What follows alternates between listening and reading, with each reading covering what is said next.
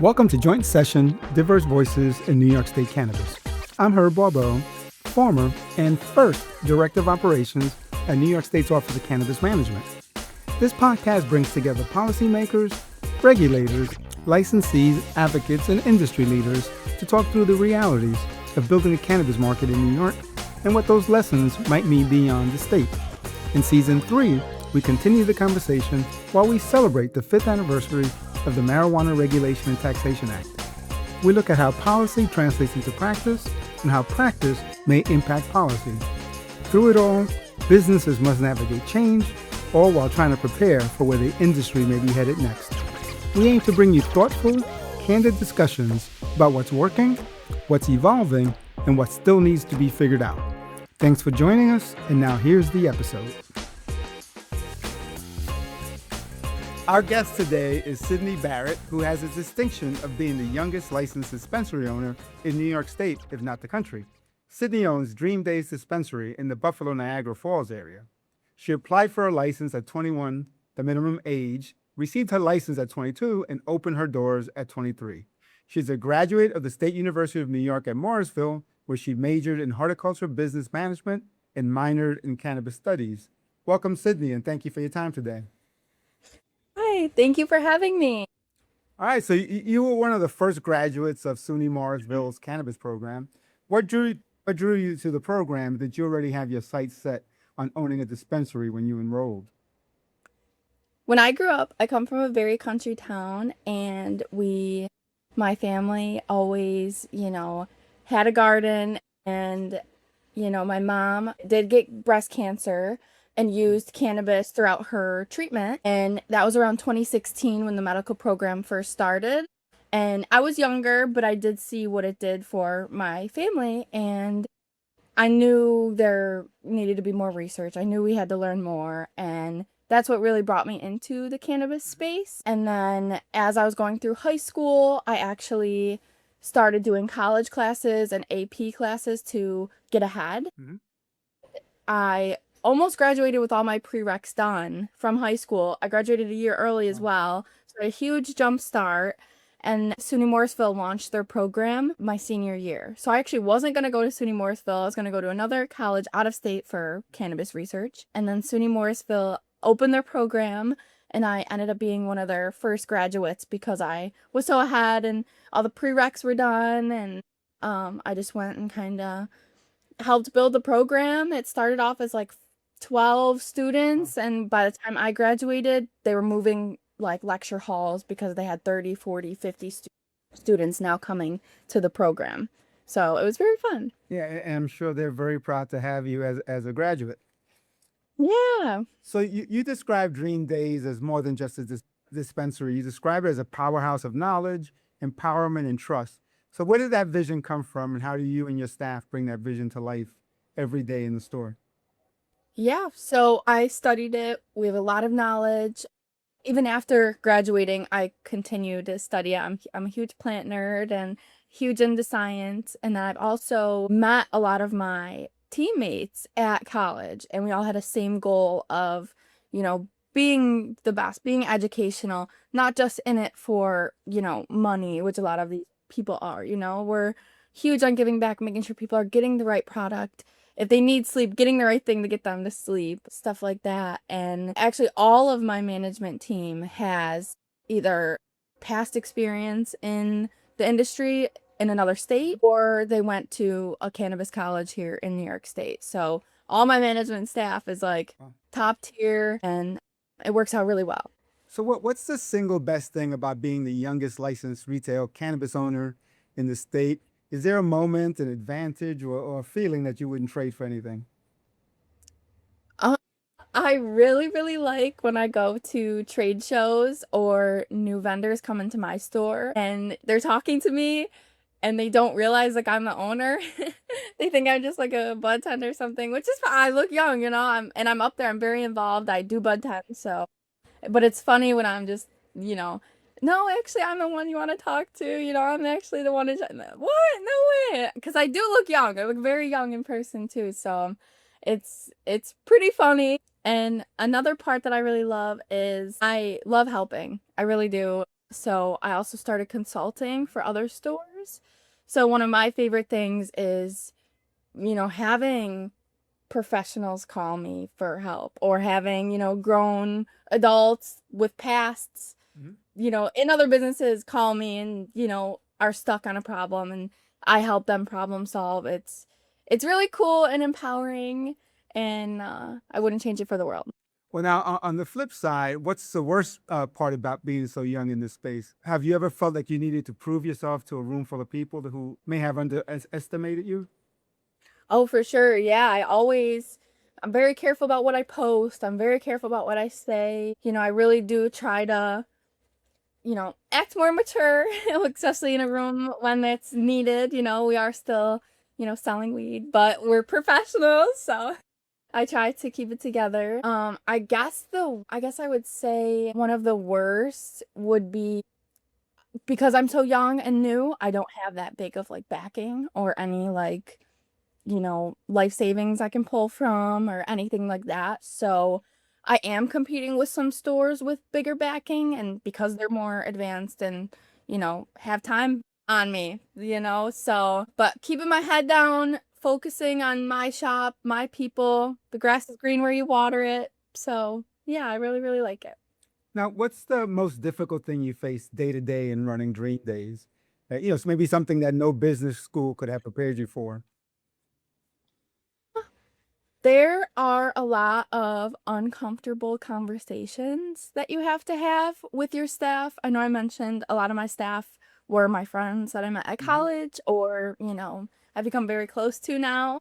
I would consider them all my friends, but it's hard being a boss and being a friend because there's times when we're having fun and it doesn't matter, and then there's times where we have to seriously have conversations that are tough, or talk about pay, or talk about, time off. Like, it gets a little crazy. That's probably one of the hardest parts personally in my circle is, making sure we have the communication of the uncomfortable things.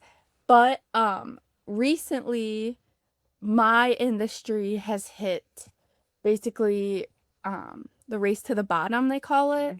There's several stores like putting 30% off everything, 40% off everything, 50% off everything.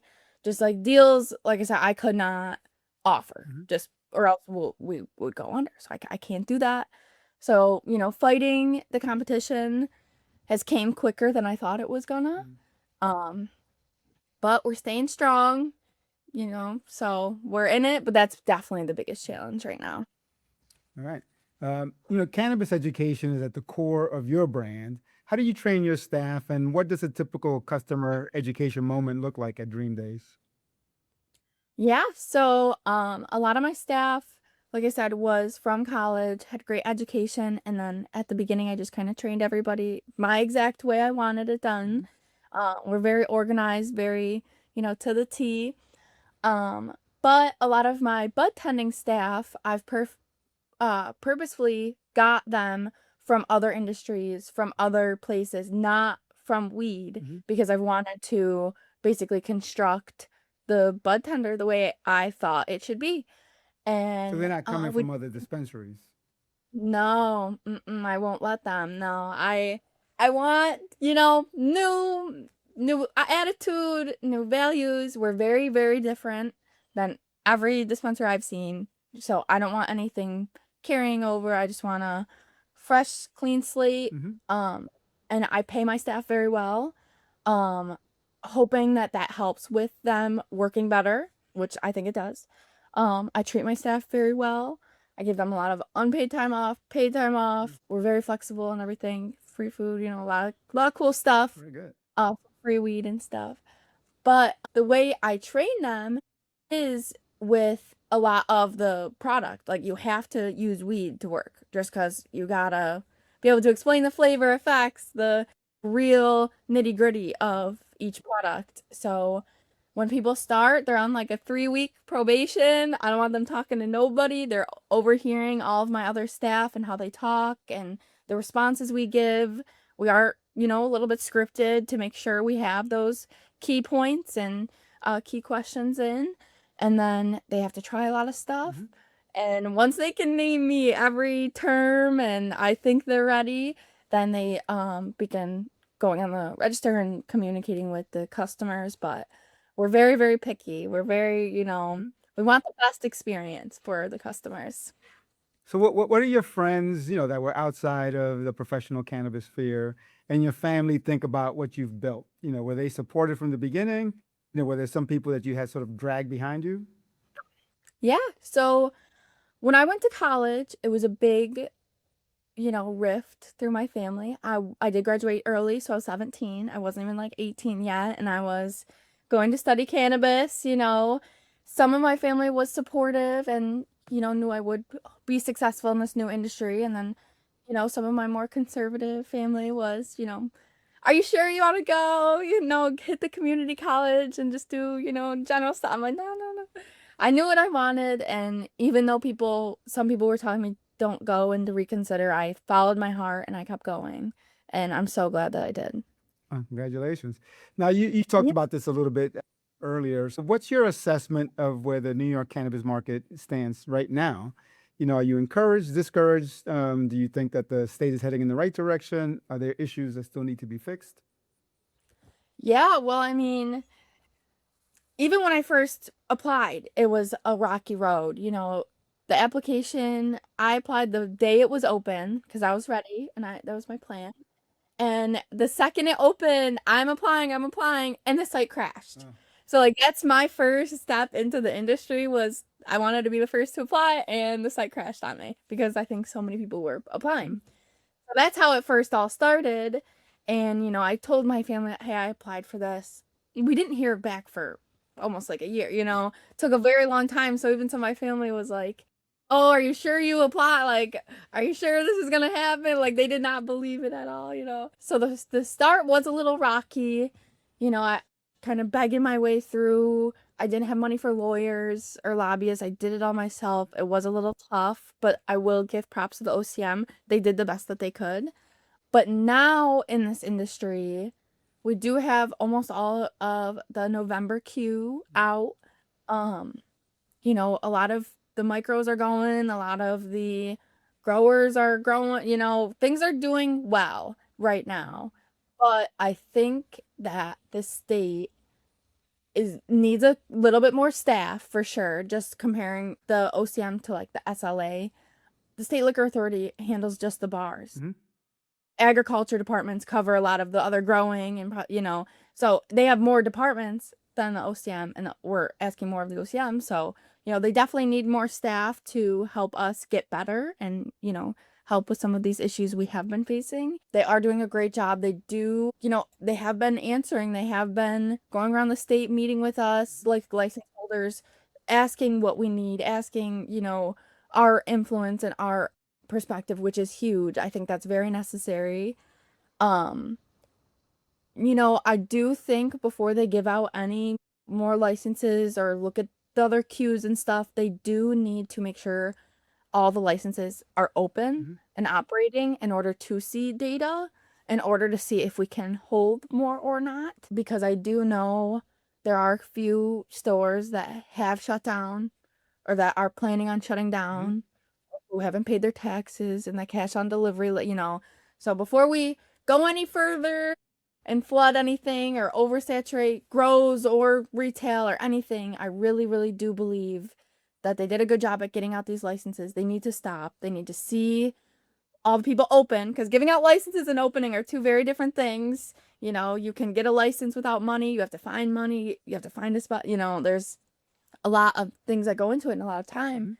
And once everyone gets open, I think then we can look at the data and actually look at the numbers and see, are people profiting? Are people, barely getting by? Is there room in certain areas, and then go that way. But I would just hate to see if we went and just kind of flooded the gates even more and ran into like long-term issues. Because right now they've done a great job at with the C's, with the minorities, with, the broke farmers and stuff. Like they have done the right thing. It's just we have to continue to protect the people that you've given these opportunities to. Right. No, and actually that was my next question, was asking you to grade the state's performance so far in delivering on the social and economic equity sort of promise, which you just did. But now, there still are people waiting, as you did, just for their applications to be processed. So Right. it's a tough position for the agency to be in, and with those Yeah, applicants. especially if people are paying rent. Like New York City Mhm. buildings are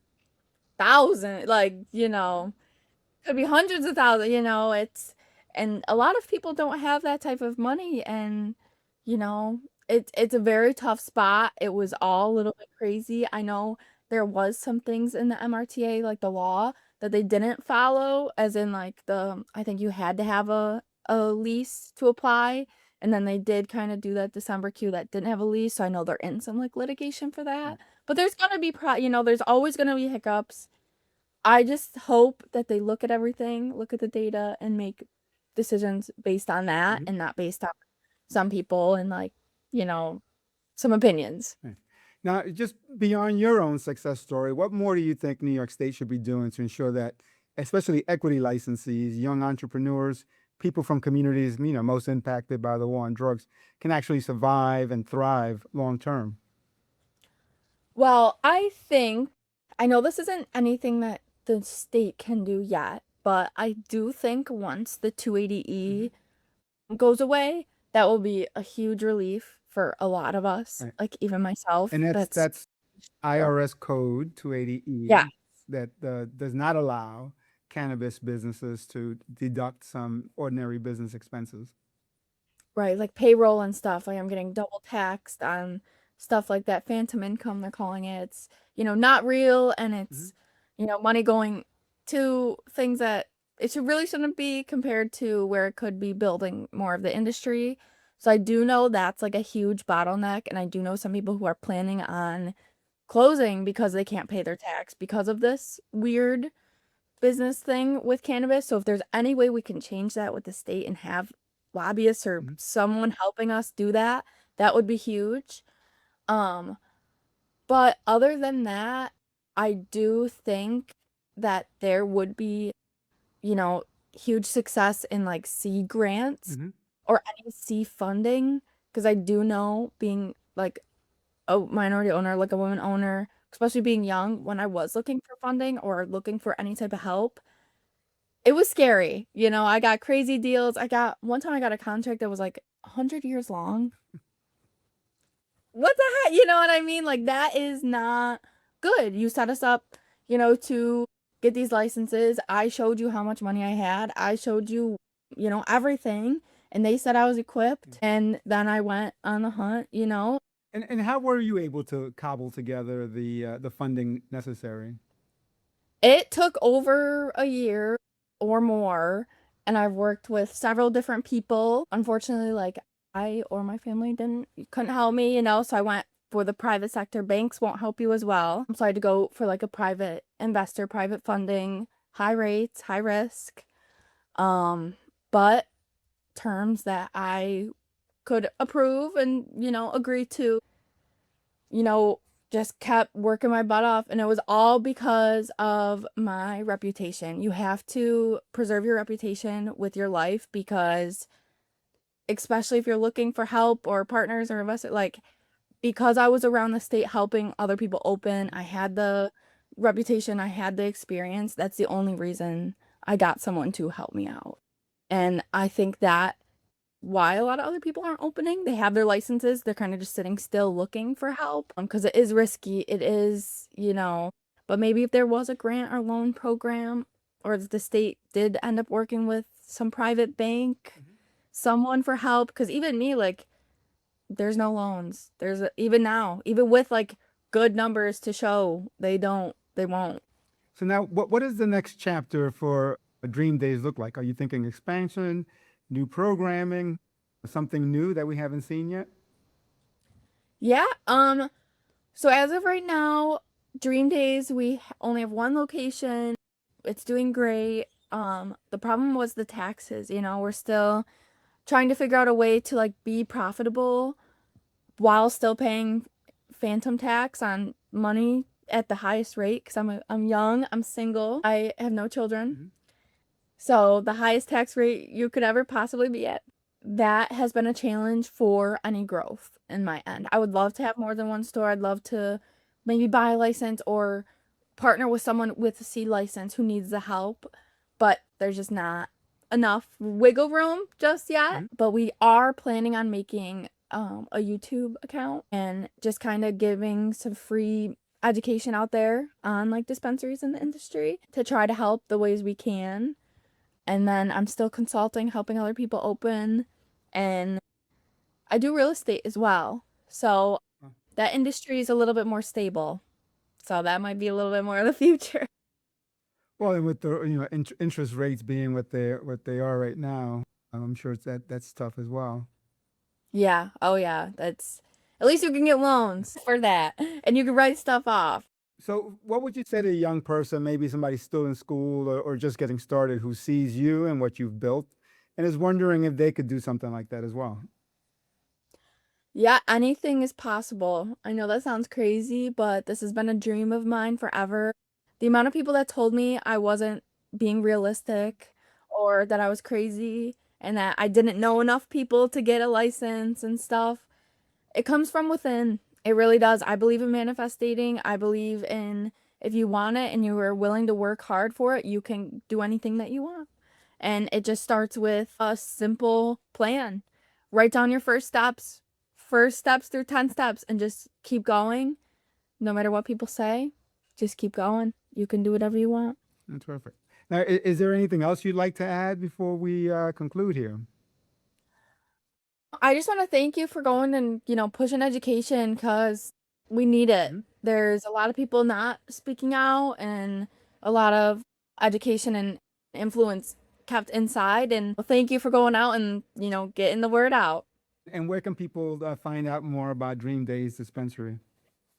Yeah, they can find us at www.thedreamdaze.com, and that's DAZE. And then we also have an Instagram, and that's at The Dream Days.